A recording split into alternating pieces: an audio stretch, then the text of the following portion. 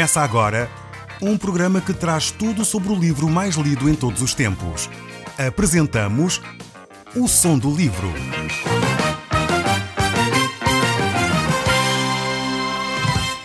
Seja muito bem-vindo. Neste podcast vai encontrar o livro mais conhecido e lido em todo o mundo. Vamos levá-lo numa viagem pela história da humanidade. Este é um audiolivro para si, para a sua família e sociedade em geral. Contextualização e comentários de Paulo Chaveiro. Eu sou Paulo Chaveiro e nós hoje estamos a olhar para o livro de Lamentações de Jeremias. Vamos dar continuidade ao estudo que temos vindo a realizar no livro de Jeremias, mas este livro agora está separado do livro primeiro que Jeremias escreveu. Aqui tem a ver com um lamento que Jeremias levanta em relação àquilo que estava a acontecer na cidade de Jerusalém. Nós estamos aqui no capítulo 1 e este livro é um livro que apresenta um tempo deprimente, podíamos dizer mesmo assim. É um tempo negro da história da nação de Judá e ele vai descrever a destruição do povo de Judá e da cidade de Jerusalém. Então Jeremias, que é um homem que tem um coração muito sensível ao povo e ao sofrimento deste povo, ele vai descrever de uma forma bastante marcante esta situação. Só relembrar o contexto, várias vezes Jeremias falou ao povo, manifestando que era necessário haver um arrependimento. As pessoas deveriam pôr a mão na consciência, como nós costumamos dizer, e avaliar aquilo que estavam a realizar na sua vida.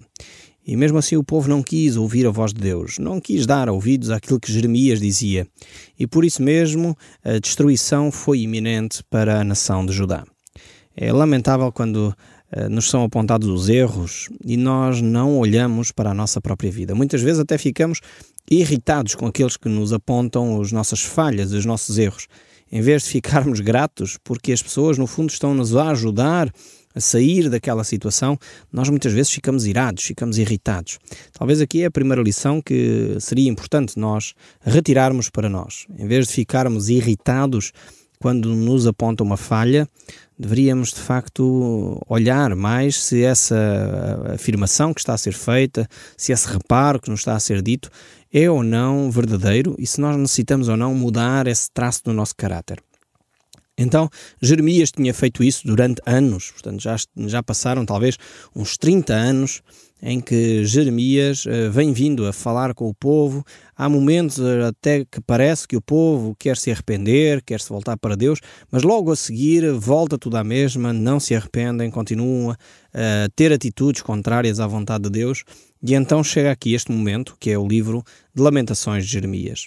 Jeremias vai abrir ali o seu coração, a sua alma, e no fundo ele vai derramar tudo aquilo que está no seu íntimo, diante de Deus, e também ao mesmo tempo deixando escrito para que as pessoas pudessem visualizar, verificar por si mesmas aquilo que eram os sentimentos de Jeremias. Jeremias não era um homem que estava alheado do que estava a acontecer, não. Nem era um homem que estava a dizer, ok, eu bem vos avisei que isto ia acontecer, então é bem feito. Não, de forma alguma ele tinha esta atitude. Antes, pelo contrário, era um homem sensível, um homem preocupado, mesmo percebendo que o povo não se arrependia, mesmo percebendo que o povo não se queria voltar para Deus, ele conduía-se com a miséria em que o povo se estava a conduzir. E nós podemos ver exatamente isso neste livro de Jeremias, de Lamentações de Jeremias, no capítulo 1, o verso 12, onde ele escreve o seguinte: não vos comove isto? E a todos vós que passeis pelo caminho, considerai e vede se há dor igual à minha, que veio sobre mim, como que o Senhor me afligiu no dia do furor da sua ira.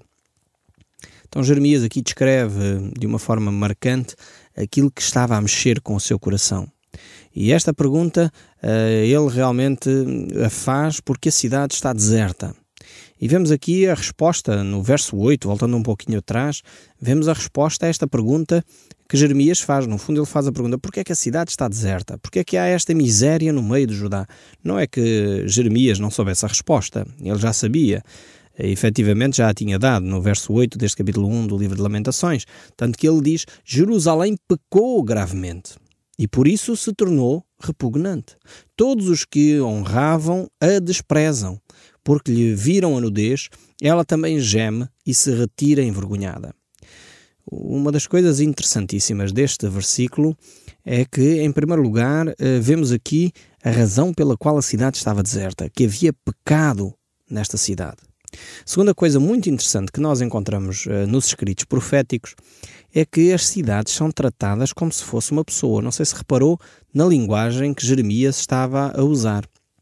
Ou seja, há aqui um sentido corporativo, um sentido do coletivo, que nós, seres humanos desta geração, da geração pós-moderna, já não temos. Nós perdemos esta identidade do grupo, nós perdemos a identidade do coletivo.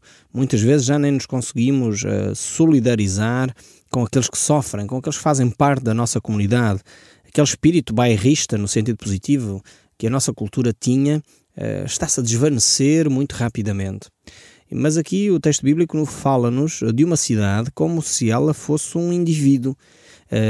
E realmente aparece aqui uma linguagem como se estivesse a falar de uma pessoa, dizendo que a nudez da cidade foi exposta e que a cidade gemia e saía envergonhada. Aqui tem a ver com a falta que a cidade foi tendo de princípios, de valores. No fundo, quando se fala aqui nudez, ainda temos este conceito que a nudez é algo para a privacidade, para a vida privada de cada um de nós. Nós não andamos nus no meio da rua, não andamos nus à frente de qualquer pessoa, portanto, temos um sentido de privacidade. E aqui, quando a Bíblia fala que viram a cidade nua, despida, significava que a cidade foi perdendo este pudor, foi perdendo esta atitude de intimidade, de preservar aquilo que era a sua intimidade, e se expôs de uma forma vergonhosa. E por isso mesmo ela foi desobedecendo e fugindo àquilo que era a vontade de Deus para a vida desta cidade, para a vida deste grupo, para eles serem um exemplo, terem uma vida que fosse de facto marcante e exemplar para todas as outras cidades em redor.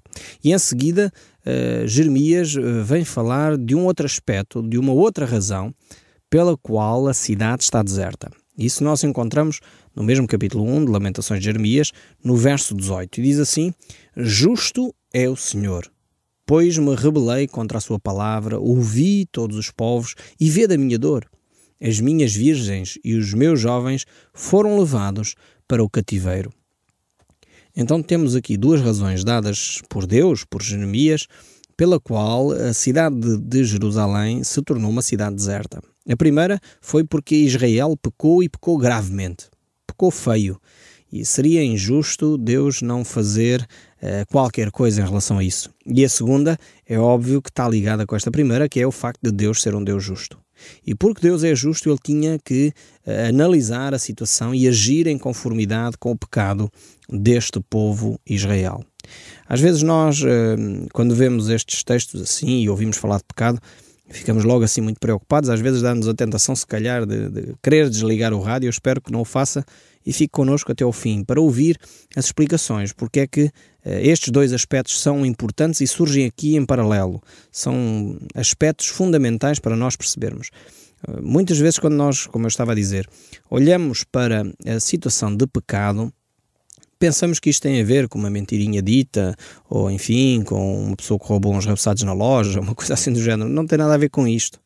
Estas são pecados também, são graves aos olhos de Deus, não deveriam de acontecer, mas não é disto que está em causa. Provavelmente, para pôr aqui algum termo de comparação com o que estava a acontecer na nação de Israel, eu colocaria eventualmente o que aconteceu no período da Segunda Grande Guerra, através dos movimentos nazis, aquilo que eles realizaram e fizeram à população dos não-arianos. Portanto, é deste tipo de pecados que nós estamos a falar aqui que Israel cometeu.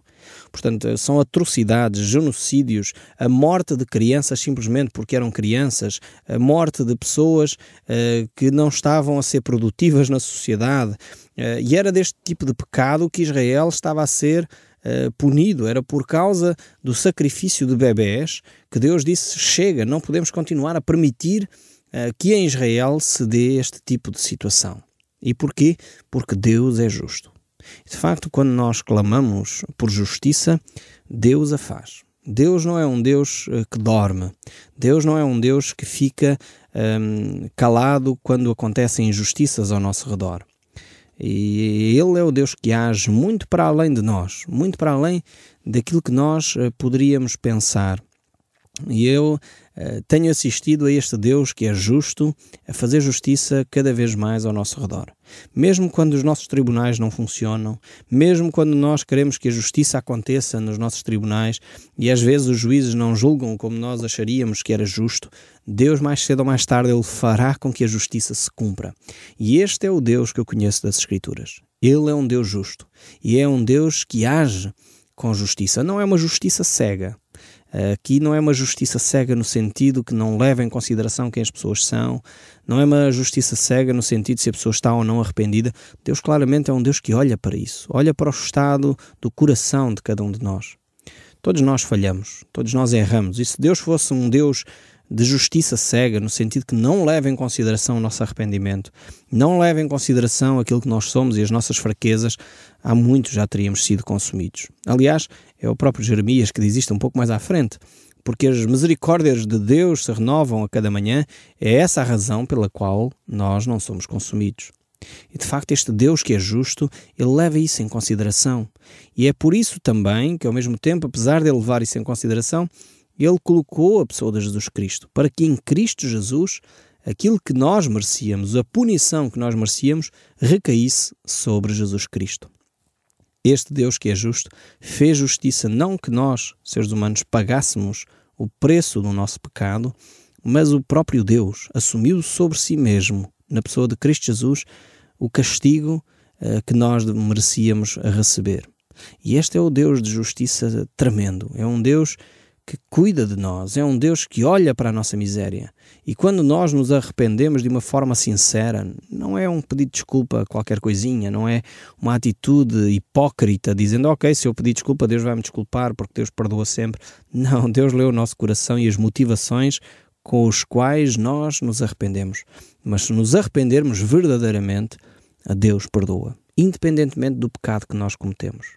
E isto nós temos presenciado, pessoas que muitas vezes cometeram erros tremendos e que talvez até estão em estabelecimentos prisionais no nosso país e que ouvem o nosso programa também e que têm encontrado a paz de Deus porque perceberam a importância do arrependimento, perceberam a importância de confessar o seu pecado a Deus. Alguns até têm chegado ao ponto de escrever cartas para as pessoas que ofenderam, para as pessoas às quais eles pecaram, para pedir perdão por aquilo que fizeram. E isto só a ação de Deus no coração de alguém que fez um crime, que fez alguma coisa odionda, que fez alguma coisa terrível, que o leva a fazer esse tipo de atitude. Escrever uma carta a quem ofendeu pedindo perdão pelos seus atos. É a ação do Espírito Santo que faz isto. É este Deus que é justo. E quando uma pessoa toma consciência disso, realmente a única saída é Senhor, perdoa-me. É pedir perdão a Deus. E é este Deus que é justo, que age e que agiu na nação de Judá, na cidade de Jerusalém. Por isso, ao mesmo tempo, vemos aqui que Jeremias, percebendo que a cidade pecou de uma forma grave, percebendo ao mesmo tempo que Deus é um Deus justo, Jeremias, ele olhando para a cidade, ele chora. Ele chora lamentando as atitudes do seu povo, lamentando que o seu povo não se tenha arrependido, nem tenha acolhido no seu coração as oportunidades que Deus lhes havia dado.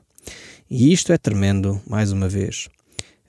Quantas vezes tenho estado também em oração, a clamar pela nossa nação, a clamar por si, por aqueles que nos ouvem, e me vêm lágrimas de facto aos olhos, na expectativa de que as pessoas possam encontrar um momento, um encontro com Deus, de forma a que eles se encontrem verdadeiramente com Cristo, possam ver as suas vidas transformadas, possam ver a paz de Deus a chegar aos seus corações, não porque fizeram algo fantástico, mas porque Deus agiu. E realmente eu compreendo a atitude e o coração de Jeremias, um homem que chora pela miséria do seu povo, quando vê o seu povo a ter a oportunidade de ouvir o Evangelho e a não tomar atitudes. Era isto que Jeremias presenciava e por isso mesmo ele chorava quando olhava para a sua cidade, porque ele entendia que havia um Deus de amor, mas ao mesmo tempo ele entendia que Deus é um Deus justo. E muitas vezes nós caímos no erro de enfatizar uma ou outra característica de Deus e depois ficamos com uma perspectiva distorcida de quem Deus é. Nós precisamos de olhar o caráter de Deus no seu todo e, de facto, precisamos de perceber que Deus é um Deus santo. Precisamos de entender que Deus é um Deus justo. Precisamos de entender que Deus é um Deus de amor, Precisamos de entender que Deus é um Deus de graça, um Deus de misericórdia, um Deus que age em nosso favor. E quando entendemos a complexidade de quem Deus é, um pouco melhor talvez do que aquilo que já tínhamos entendido, então começamos a ter uma perspectiva mais correta de Deus. Há pessoas que dão tanto ênfase ao Deus justo que as pessoas ficam tão aterrorizadas com o ouvir falar de Deus que nem querem mais ouvir falar de Deus.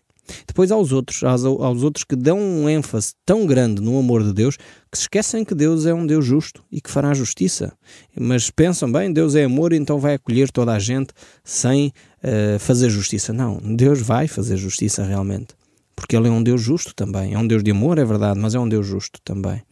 Então o povo de Judá, ele não tinha percebido isto, não tinha entendido quem Deus era na realidade.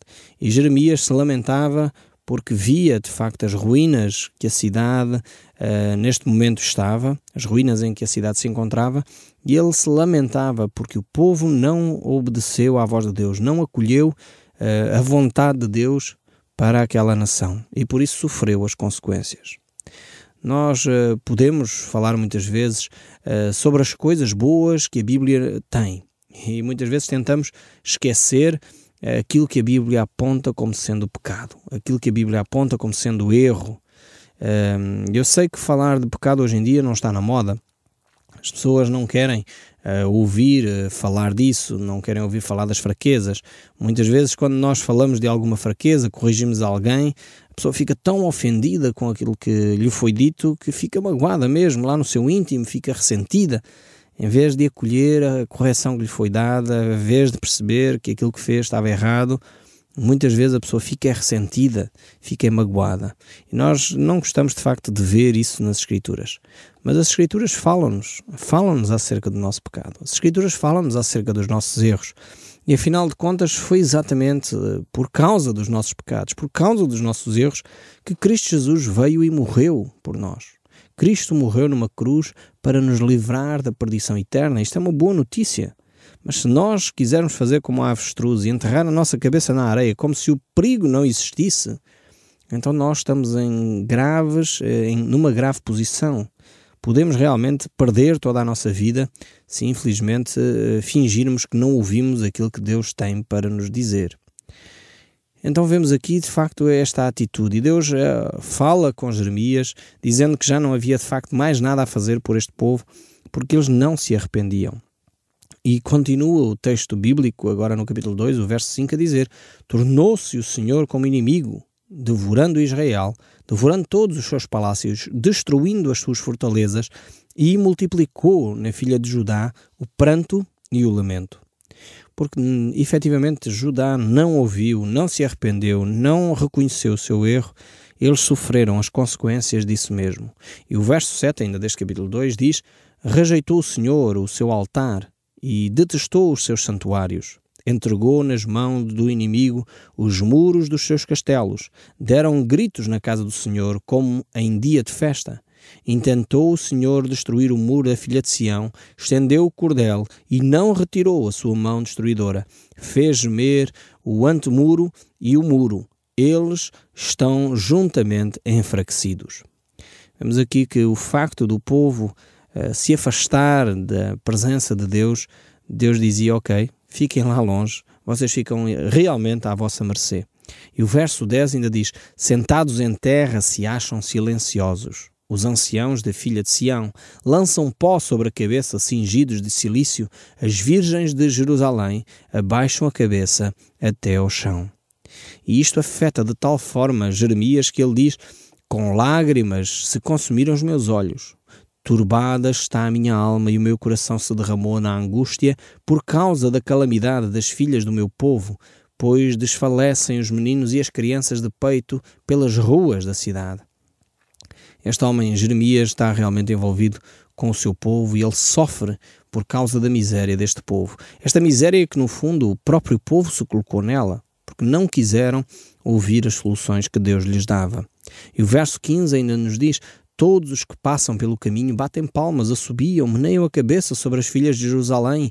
É esta a cidade que denominavam a perfeita e formosa, a alegria de toda a terra. As pessoas diziam: ok, antigamente estavam seguros, achavam-se orgulhosos, mas agora estão abatidos. Aliás, a própria Bíblia nos diz que Deus resiste aos orgulhosos, mas aos humildes Deus dá graça. E este é um texto bíblico que nós devemos reter no nosso coração.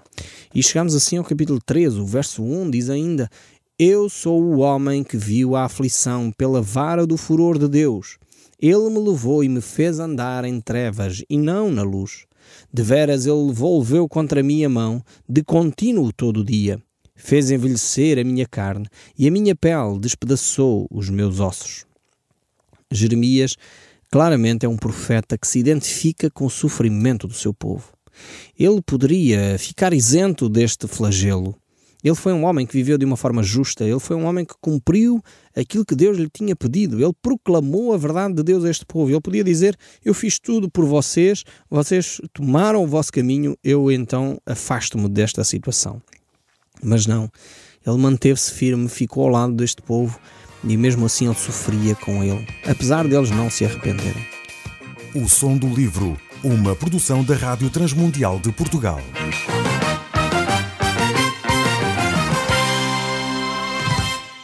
RTM. Conhece todos os nossos programas em rtmportugal.org. Uma produção da Rádio Transmundial de Portugal.